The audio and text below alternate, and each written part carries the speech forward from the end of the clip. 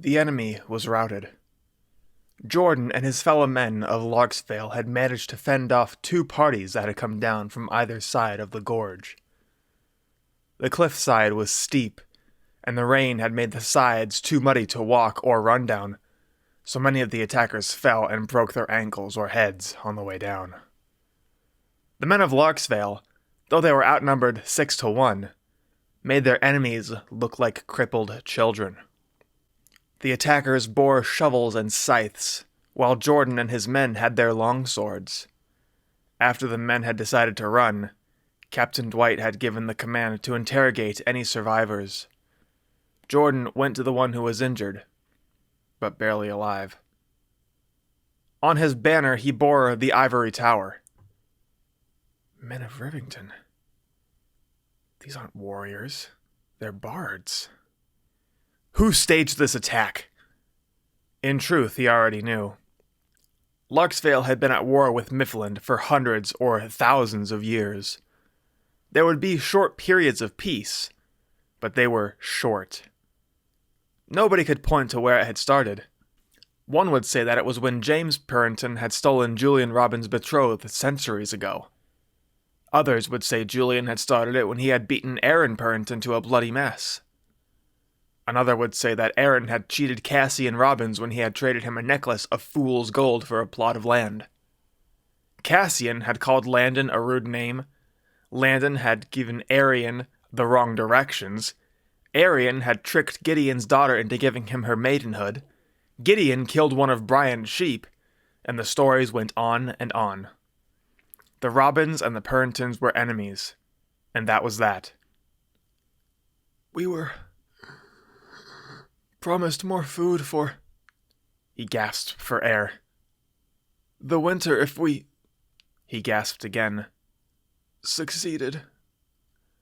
Oh, my sweet Stephanie, what is she to do? The man started coughing up blood, and the ivory tower that was laid across his chest turned red. It hurts. I'm not going to see her again, am I? You're no warrior, are you? The man shook his head the little bit he could. He shouted in pain. Ah! No. I can't see. The man gasped for air, sounding like he was sucking it through a reed. He coughed harder. More blood. Jordan suddenly became indignant. You couldn't beat us. You aren't even armored. Why would you throw your life away? The man began to sob, all the while coughing up more and more blood. Jordan knelt down and placed the man's scythe back in his hands. He grabbed his sword with both hands and in one swift swing struck the dying man's head from his shoulders. Captain Dwight came to him with his booming voice and frizzy white hair that bounced as he walked. Damn it, Jordan. I said interrogate the survivors, not behead them. There was no hope for him, and he was in pain. These men were from Rivington. They weren't warriors. Captain Dwight smirked. Lord Michael is sending fodder at us. What does he expect to accomplish there? Jordan shook his head. He promised them all food enough for winter. These men were trying to win the lives of their families. He looked about and saw 20 bodies at the least strewn across the rough, rocky ground, none of them his own. Captain Dwight looked down the path where the men of Rivington had run off to. I can't imagine they'll find food when they get back. Mayhaps Lord Michael is trying to thin out his herd, eh? Less mouths to feed. That's horrible. Yes, he is. He treats people like they're his freaking sheep. Wouldn't surprise me if that actually was his plan. Bards don't make no coin, don't grow no crops, and don't kill no foes. What good would they be to him? Captain Dwight tapped Jordan on the shoulder with a heavy, gloved hand. You're good at it. Take care of the rest, he said as he nodded towards the beheaded man. Their campsite had the smell of cooking potatoes and bacon in the air. passing by the hide tents and drying underclothes, which themselves gave off a much less pleasing smell.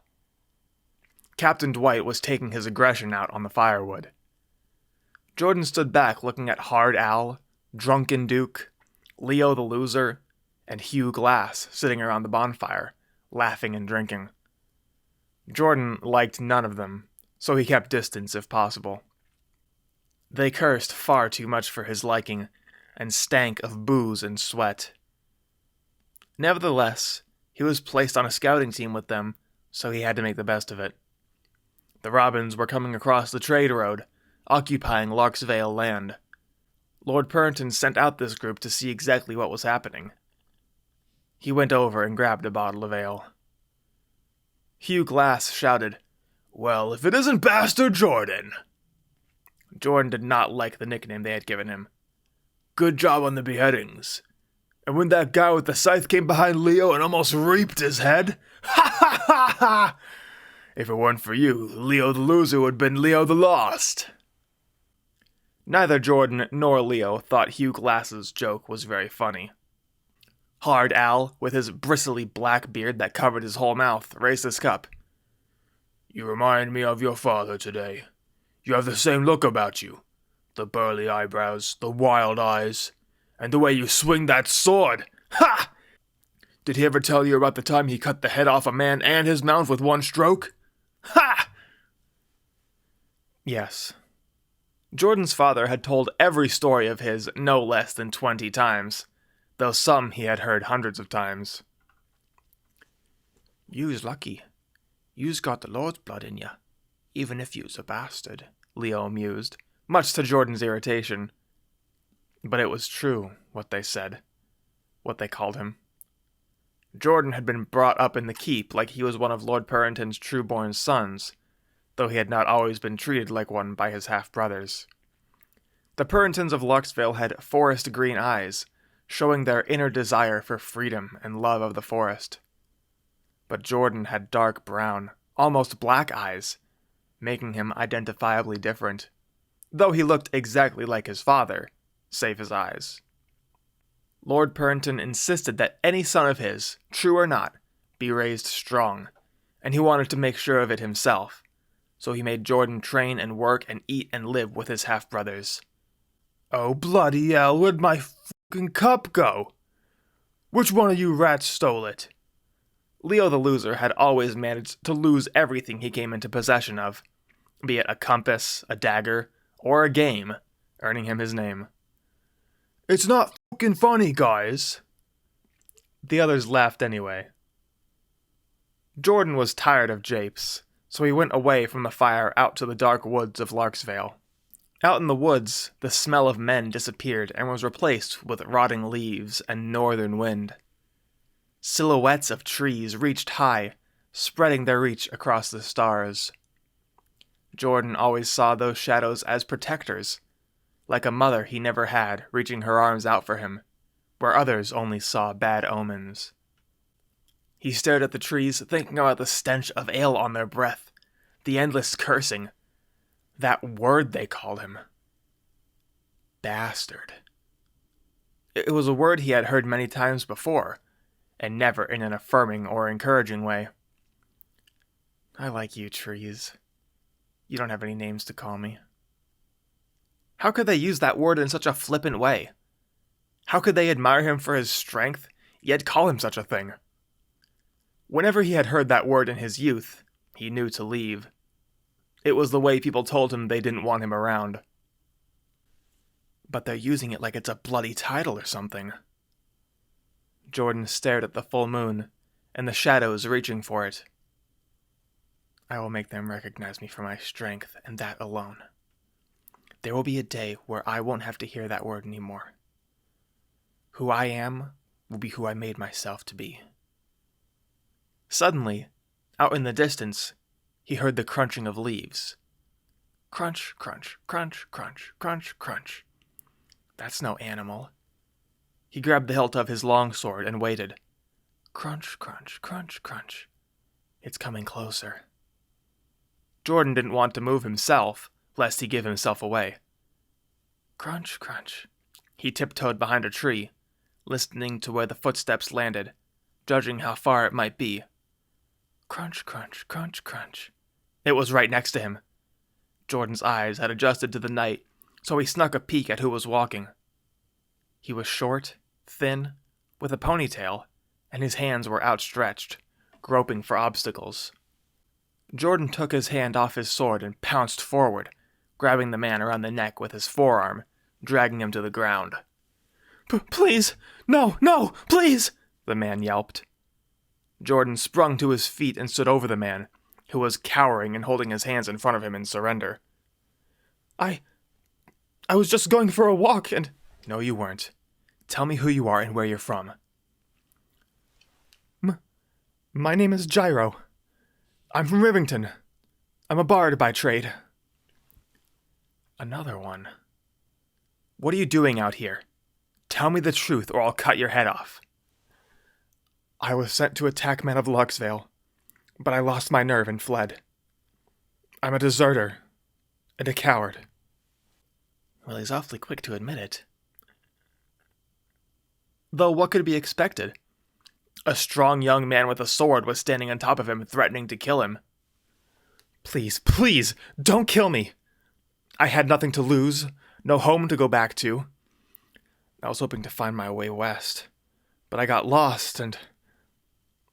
Well, here I am. There was no reason to lie, and there was no place on him that he could hide a sword or even a dagger. Besides that, all the men before had scythes and pitchforks, and no true weapons anyway. West, huh? Well, I can't just let you go. You're an enemy soldier, after all.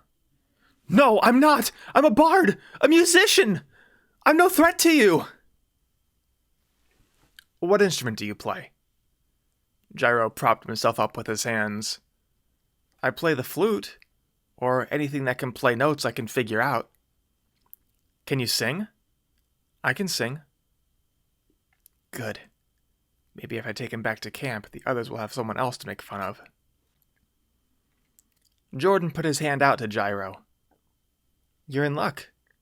Men of Larksvale won't kill a man who doesn't have a weapon in his hand. We value honor in battle. It's our shield.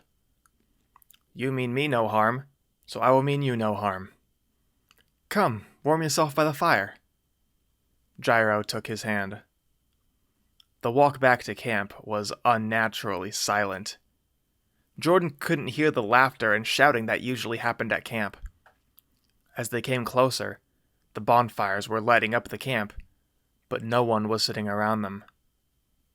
Walking into camp, Jordan saw Hugh Glass, Drunken Duke, Leo, Barvin, Eric, Jack One-Tooth, Blind Ed, Captain White, and all of his other comrades on the ground, hacked to pieces.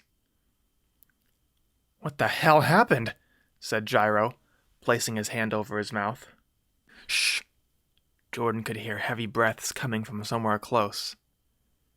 There's someone still here. He waded through the dismembered corpses, trying not to cry or vomit or trip on a severed head. Sitting by a stump with his sword in his hand was Hard Al, with his arm cut off at the shoulder. Bastard Jordan! I'm glad you're alive. Al, your arm... Bah! You think a scrape on the arm will kill Al? He seemed to be in strangely high spirits for someone who had been maimed and had all of his comrades slaughtered. Say, who's the short guy? Al, stop. Who did this? A couple dozen Mifflinders? There were 2 or 3 bodies there that hadn't belonged to Larksvale. No, it was a demon. It rode in on a giant ram, and it had horns in its head just like its mount. It was a head taller than even me. There were maybe 6 Mifflinders with it, those sneaky bastards. Even though the word wasn't directed at him, it still made Jordan jump a bit. But that demon did most of the killing. It had the giant axe like the Mifflinders use, the halberd, and it chopped everyone up. Jordan, they're summoning demons now. Jordan didn't believe what Al was saying about the demon, but there were dead men all about and something had killed them. He kept quiet as he gestured for Gyro to help him stop the bleeding. Al, this arm won't do you any good anymore. Al gave the nod, and Jordan cut his arm off the rest of the way. They wrapped the bloody stump up as tight as they could, and heated up one of the helms from a dead man in the bonfire. Al nodded, and they pressed the red steel against his wound. Al passed out for a moment, but he didn't scream. Jordan wasn't sure what to think. Jordan, was it? Said Gyro, uneasy and fidgeting. If there's a demon around here killing everyone, I believe we'd best leave. They left. Welcome to the Storytime Saturday podcast. My name is TGD, your host. This week we find ourselves in the Seven Holds with Jordan, a young man-at-arms, doing a patrol with his squad. So let's go over the writing aspects, like the technical aspect. We're going to see a lot of the same stuff over and over again, a lot of the same formatting issues throughout the entire book. There should be paragraphs in certain places that I'm just not going to bring that up anymore because that's going to be there and it's going to be there for the whole thing. So we just know it's going to be there, so I'm not even going to bring it up anymore. Something I notice in all of my writings, if there's any blood, I always mention how their clothes, whatever clothes they're wearing, they turn red. That's a phrasing I use in my writing. The ivory tower that was laid across his chest turned red. In my previous series, the girl with the guns, I mentioned Mandy's purple hoodie soaked red. I believe probably in John and the Wizard, it's mentioned in Lanky Lark's Luck, something probably soaked red. I think even in Josh's Bad Day, when Josh got blood on his shirt, his shirt soaked red. So that's something I use maybe a little bit too much. I say Jordan was tired of japes. Jape is not a word that I use often in my vocabulary, so that is lifted straight from Game of Thrones. They use japes a lot. Jordan was tired of jests. No, japes. There's a lot of stuff I like, though. I do like this entire woods sequence of him out in the forest looking up longingly at the silhouettes of the trees. That it like invigorates him a bit, and how that's sort of connected to his lineage, that they all of his brothers and his father have these forest green eyes that like signify their desire for freedom and love of the forest, and he himself has that, even though he doesn't have the same look as they do. The plot-wise, we're actually getting into a lot of the actual plot here. This is where the actual plot is happening. It's set up that the Robins and the Puritans are enemies, with a feud that goes back hundreds, thousands of years. I know the people that read this back when I wrote it in 2017. They all thought that it was very dumb that, like, well, why do they not know what started it? Why do they not know why they're at war with each other? It's not where it started, really. It's where it's at. And that's what happens today in certain cultural conflicts we have. Things keep getting pushed back. Well, you did this and you did that. Well, you did this. Well, we wouldn't have done that if you didn't do this. So it devolves into a childish game of, they started it. So a bit of a cultural commentary from me, and a bit on the nose cultural commentary. I'd like to stay a little bit more subtle in my future writings. But yeah, any aggression against any group or person or subset, it's like, well, they for thousands of years they did this. Well, for 100 years ago, these people did this to my people, and well, then it just keeps perpetuating and building, and there's never any solution. So that's sort of the plot that's going on here. But Jordan, let's talk about Jordan. Now, this character Jordan is actually based on a friend of mine named Jordan, unsurprisingly, and really the only thing that's like Jordan at all is his appearance and his name. And this is really not like Jordan at all. In a lot of ways, it's not like Jordan at all.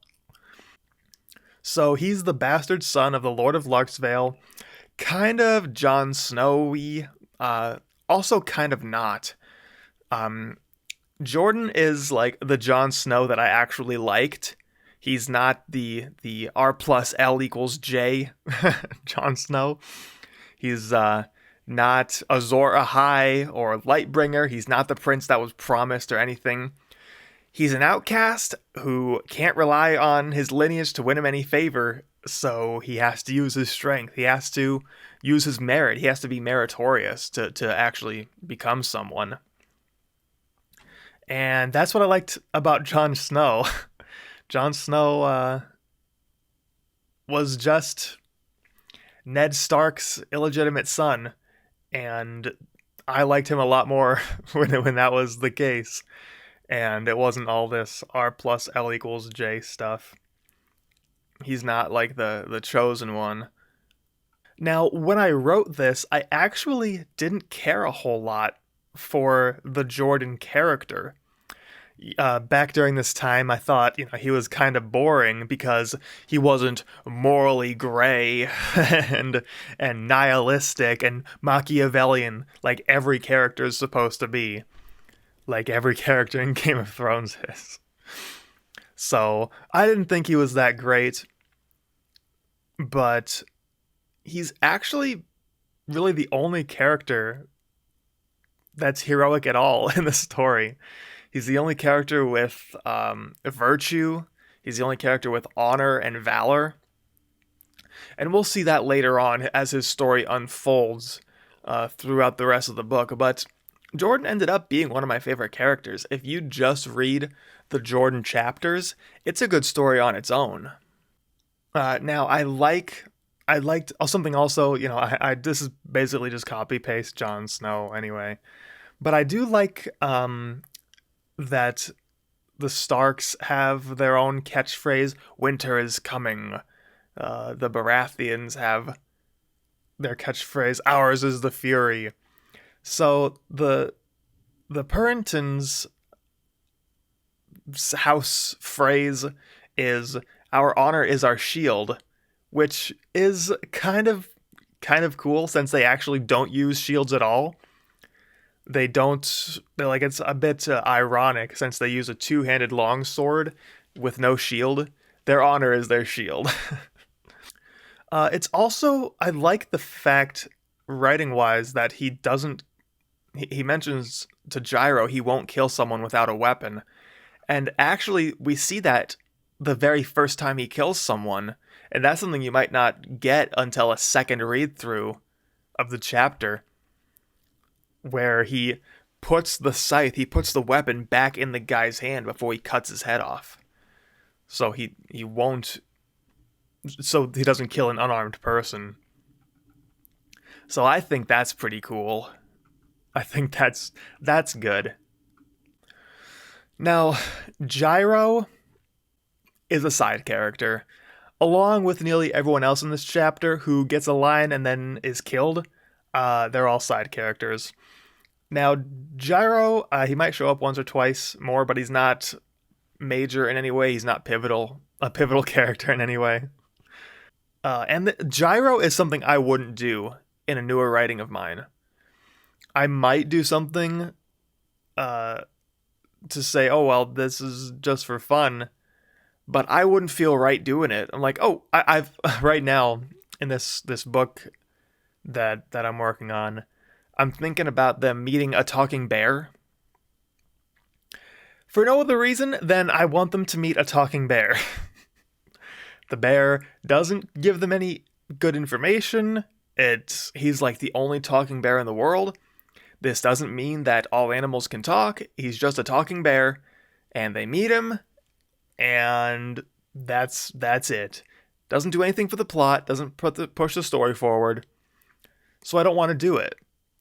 And, I might be hamstringing myself there creatively, refusing to do things that I would like doing and that I think are cool, simply because, the writing YouTubers and the writing teachers say you shouldn't do that. Even though Tolkien does that all the time, like the father of fantasy. Just put stuff in that has nothing to do with the plot just because he likes it, just because it's fun. So Gyro really is just a guy that's there for fun, just really to give Jordan something to do. From what I remember, I don't think Gyro really even shows up. Again, maybe he shows up and says, "Oh, hey, Jordan, glad you're back from that other battle. Isn't that cool?" Yeah, Gyro doesn't show up. He's not, like, this is the biggest part he has. His name, Gyro, comes from the Mediterranean taco, gyro, because everyone pronounces it gyro, Gyro. And yeah, names are hard. Coming up with names are hard. Sorry, like, I can't come up with something like friggin' Galadriel or Daenerys or anything. Katniss Everdeen. Gyro. I like the fact that he the only reason he brings Gyro with him is because he wants to give everyone else someone else to make fun of. That's kind of funny. So, the demon. This chapter puts the demon over big. That's something that I'm concerned about in my writing a lot, is like the power scale, the power structure. I want it to make sense. And this is probably just because I watched Dragon Ball Z, where it's really cut and dry. Okay, this guy's power level is 2 million. This guy's power level is 10 million. The guy with the power level of 10 million is always going to win. So instead of just like pushing a button and saying, that guy's power level is 10 million, I want to I want the audience to come to their own conclusion. So this demon just went in and killed everyone in Jordan's scouting party. When the scouting party, we know, just kick the butts of a bunch of peasants 6-1. So roughly, like, in your head, you should know, okay, 1 Larksvale soldier equals 6 peasants. And you're a peasant. You are a peasant. So a Larksvale soldier is 6 times stronger than you. And how many? There's like 9 people that are mentioned. And there's supposedly more. So let's just say there's only the 9 people there that are brought up. By my math, that means the demon is 54 times stronger than a peasant. So this demon is quite the threat. And this is the demon from the prologue. And now we know that the demon is working with Mifflin. Mifflin, the enemy of Larksvale, where Jordan is from. Jordan is from Larksvale. Now, we don't see... They're out in the forest right now. They don't go to Larksvale. And I'll talk more about Larksvale when it shows up. But also I want to point out that early in the chapter they mention Lord Michael. Michael, the Lord of Mifflin. He's portrayed as a pretty nasty guy. Captain Dwight says, mayhaps Lord Michael is trying to thin out his herd, less mouths to feed. So that's why he's sending peasants out to get killed in battle, so there's less people that he has to deal with. Yeah, he treats people like they're his effing sheep. Bards don't make no coin, don't grow no crops, and don't kill no foes. So we'll get more to Lord Michael later on in the book. He will show up more. But we get a bit of a look at him. Now, Hard Al is not really based on anyone. He's just a spur of the moment OC. And I needed someone to be alive. Someone to be alive to tell him what happened, and it just happened to be Hard Al. So Hard Al does show up. So Hard Al becomes a somewhat important side character. Not too important, but Hard Al is a recurring character. So that's it for this week. Next week we go back to, I think, what is it called? The Middle Kingdom. We go back to the Middle Kingdom with the Geo siblings to see what Jeffrey's up to. But that's for next week. So thank you for being here for the Storytime Saturday podcast. It's always fun. I enjoy doing this, looking back and really analyzing the things that I've done, sort of putting them under the microscope, scrutinizing them a little bit, analyzing character dynamics and things like that. Going over this Friendfiction.